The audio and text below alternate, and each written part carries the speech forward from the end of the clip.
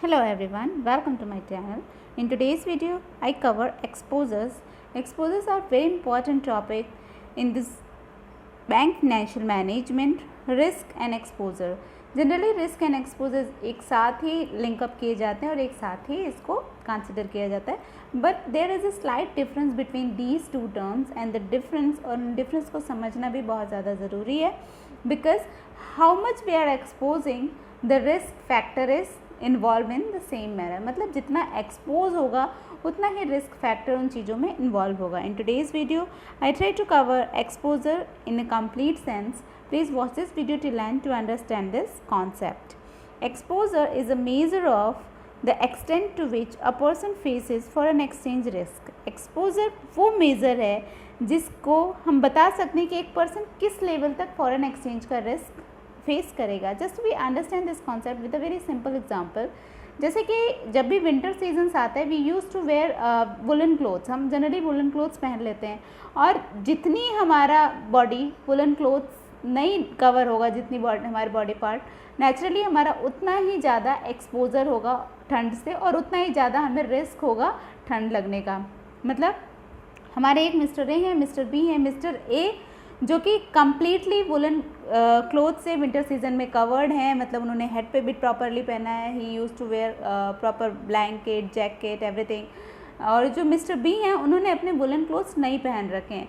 तो more risk factor for cold is mister B, क्योंकि mister B ने less woollen clothes डाल रखे हैं as compare to mister A. Mister A को रिस्क ठंड लगने का रिस्क बहुत कम होगा as compare to mister B. In the same way risk और एक्सपोजर हमारे इंटरनेशनल मार्केट में भी वर्क करता है. मतलब जो भी इंडिविजुअल या जो भी कंपनी जितना ज़्यादा करेंसीज़ में एक्सपोज होगी, जितना ज़्यादा कंट्रीज़ में ट्रेड करेगी, नेचुरली वो उतना ही ज़्यादा एक्सपोज होगी और उतना ही ज़्यादा उनके साथ रिस्क होगा. Means if there is more number of transactions with the same country then only the risk factor is involved, and if there is maximum transaction with different countries then only the company is more likely to be risk. तो इसलिए हम ये कह सकते हैं कि जितना ज़्यादा कोई भी कंपनी या कोई भी इंडिविजुअल किसी दूसरी कंपनी में या दूसरी कंट्री के ट्रांजेक्शन्स में जितना ही ज़्यादा एक्सपोज होगा, जितना ज़्यादा हम दूसरी कंट्री में ट्रेड करेंगे उतना ही ज़्यादा हमारा एक्सपोजर बढ़ेगा और उतना ही ज़्यादा हमारा रिस्क भी इंक्रीज होगा. मतलब रिस्क एंड एक्सपोजर को साइड बाय साइड दोनों एक साथ ही मूव करते हैं. How much we are exposing the same is the risk factor. जितना ज़्यादा एक्सपोजर होगा उतना ही ज़्यादा रिस्क फैक्टर इंक्रीज होगा. We will discuss types of exposures. Generally there are so many types of exposures, लेकिन मैंने 5 मेन टाइप्स ऑफ एक्सपोजर्स को कवर किया है. First one is transaction exposure, second is translation exposure, next one is economic exposure, then competitive exposure and contingent exposure. We will discuss all these types of exposures one by one.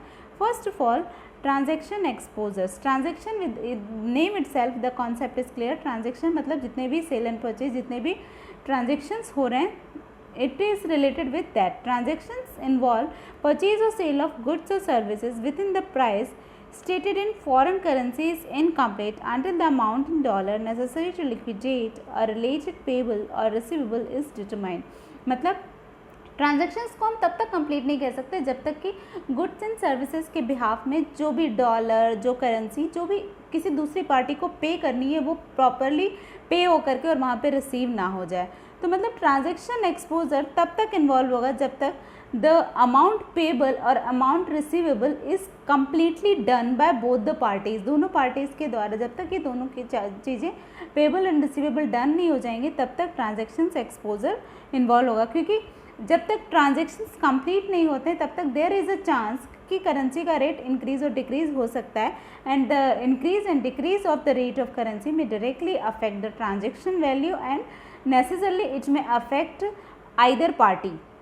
Next one is translation exposure of concern to MNCs that have subsidiaries in a number of foreign currencies.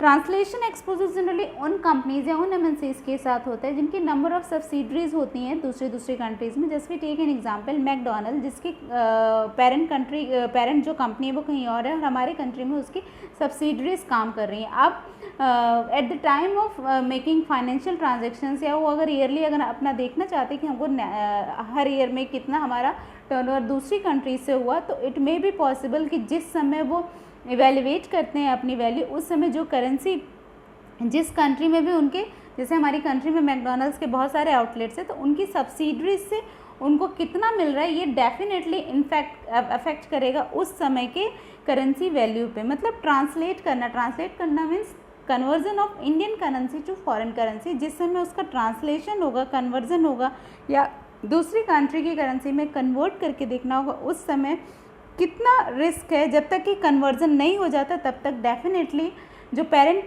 Company होगी उसको कहीं ना कहीं ये feel होगा, ये risk ये हमेशा एक्सपोजर में रहेगा कि इट मे बी पॉसिबल कि at the time of translation जो करेंसी रेट है वो फ्लैक्चुएट हो, वो इंक्रीज डिक्रीज हो, उसका हमको कहीं ना कहीं लॉस बियर करना पड़ सकता है। तो this is generally means that कि ट्रांसलेट करना one currency to another currency. और जनरली जो एमएनसीज होती हैं they have to do this on a regular basis, क्योंकि नेचुरली अगर उनकी सब्सिडीज दूसरी कंट्री में हैं तो उनको अपनी कंट्री में, चूँकि पेरेंट कंट्री में उनको अपना फंड्स लाना होता है, तो नेचुरली वो बिना उसको ट्रांसलेट किए नहीं ला सकते। तो ट्रांसलेट करेंगे तो जितना ज़्यादा उनका ट्रांसलेशन कंटिन्यूसली होता रहता है तो दे आर मोर एक्सपोज। तो जितनी कंट्रीज़ में उनके सब्सिडरीज होंगे, जितनी कंट्रीज़ में उनके आउटलेट्स होंगे, उतना ही ज़्यादा वो ट्रांसलेशन एक्सपोजर को फेस करेंगे, उतना ही ज़्यादा वो ट्रांसलेशन एक्सपोजर के लिए एक्सपोज होंगे, उनका रिस्क वहाँ पे रिस्क फैक्टर इन्वॉल्व होगा। Next one is economic exposure. Economic exposure means the risk that the value of security will decline due to an unexpected change in the relative foreign currency rate. Security analysis should include expected change in exchange rate in forecasted cash flows. Generally क्या होता है economic exposure में? Economics exposure में जो भी securities involve होती हैं उनकी वैल्यूज़ में भी इंक्रीज़ एंड डिक्रीज़ आते हैं। तो उस इंक्रीज़ एंड डिक्रीज़ के कारण जो भी अनएक्सपेक्टेड चेंज होते हैं रिलेटिव फॉरेन एक्सचेंज में, उसको ही हम इंक्लूड करते हैं इसमें इकोनॉमिक एक्सपोजर्स में। मतलब जो सिक्योरिटीज़ ट्रेड होती हैं one country to another country, वो जितना टाइम तक किसी दूसरी कंट्री के पास होल्ड करके रहेंगी उतना ही ज़्यादा वो एक्सपोज्ड होंगी वो unexpected changes in relative foreign exchange rate से। Next one is contingent exposure. The principal focus is on the item which will have the impact on the cash flow of the firm, whose value are not contractually fixed in foreign currency term. Contingent exposure has a much shorter time horizon.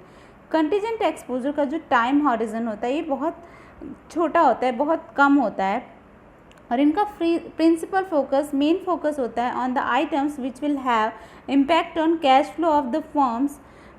उन items पे इनका impact ज़्यादा पड़ता है जिनके कि generally foreign currency के rate को फिक्स नहीं किए जाते हैं। बहुत सारे जनरली जो फॉरेन करेंसी में ट्रांजेक्शन्स होते हैं उनके ऑलरेडी रेट फिक्स कर लिए जाते हैं दोनों पार्टीज़ के बीच में, बट वो मेजर चीज़ें इसमें इन्वॉल्व होती हैं जिनके कि फॉरेन करेंसी के रेट इनमें फिक्स नहीं होते हैं और जिनके टर्म्स ऑलरेडी डिसाइडेड नहीं होते हैं। और कंटीजेंट एक्सपोजर जनरली वो एक्सपोजर्स होते हैं जो शॉर्टर पीरियड के लिए होते हैं, जो ऑन अ सडन अराइज होने की पॉसिबिलिटी होती है, और ये एक्सपोजर्स बहुत लॉन्ग टर्म तक इम्पैक्ट नहीं रखते हैं। Next one is competitive exposure. This exposure refers to long run changes in exchange rate and encompasses the effect of an under or overvalued dollar. An overvalued dollar makes New York product expensive in real terms relative to similar products produced in other countries. Generally हम कह सकते हैं competitive exposure मतलब it may be possible कि किसी एक country ने कुछ अलग एडवांटेज फैक्टर गेन कर लिया, मतलब इट मे बी से कुछ भी नया लेबर मार्केट क्रिएट कर लिया, और ऐसा लेबर इंटेंसिव मार्केट जो कि मतलब ऑल ओवर द वर्ल्ड बहुत रिकॉग्नाइज हो गया और जिसकी बहुत ज़्यादा वैल्यू अच्छी होगी, तो नेचुरली उस कंट्री में एक बहुत ही अच्छी चीज़, बहुत ही कॉम्पिटिटिव चीज़ अवेलेबल होगी, तो उसके कारण उनका पोजीशन पूरे मार्केट में अच्छा हो जाएगा, तो नेचुरली अगर वहाँ पे कोई भी किसी भी कंट्री का इन्वेस्टमेंट है तो वो वहाँ की चूँकि करेंसी रेट भी इंक्रीज़ हो जाएंगे तो नेचुरली उनका इन्वेस्टमेंट बहुत अच्छा होगा। वहीं अगर हम बात करें उसकी कि दूसरी कंट्री में अगर उन्होंने इन्वेस्ट किया है तो फिर उनको अपनी कंट्री में कन्वर्ट करने में, चूँकि उनकी कंट्री का रेट बहुत हाई है तो नेचुरली उनको अपनी कंट्री में कन्वर्ट करके लेना होगा, तो उनको वहाँ से इट मे बी पॉसिबल कि जो भी वैल्यू मिलेगी वो मे बी फ्लैक्चुएट करेगी। तो इस तरीके की जो सिचुएशंस आती हैं, जो कॉम्पिटिटिव एडवांटेज गेन कर लेते हैं, तो competitive advantage generally for a longer period होता है, तो थोड़े टाइम पीरियड के लिए वो कॉम्पिटिटिव एडवांटेज उनको बेनिफिशियल होता है। और उस केस में बाकी कंट्रीज़ को कहीं ना कहीं रिस्क होता है। मतलब अगर कोई भी कंट्री कोई भी कॉम्पिटिटिव एडवांटेज गेन कर लेती है तो नेचुरली वो कंट्री उस समय उनके एक्सचेंज रेट्स बहुत फ्लैक्चुएट करते हैं, उसका अदर कंट्रीज़ को for a longer time we can say कि रिस्क को मतलब बेयर करने की सिचुएशंस अराइज होती हैं।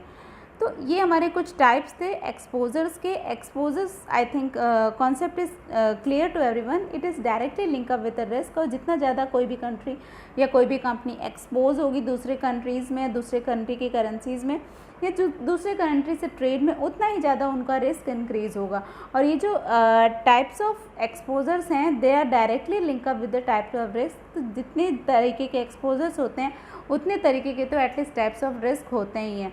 मतलब रिस्क को भी हम इनके ही बेसिस पे कैटेगराइज करते हैं। That's all for my today's video. If you like this video please subscribe my channel. Thanks for watching. Till then take care, goodbye, have a nice day.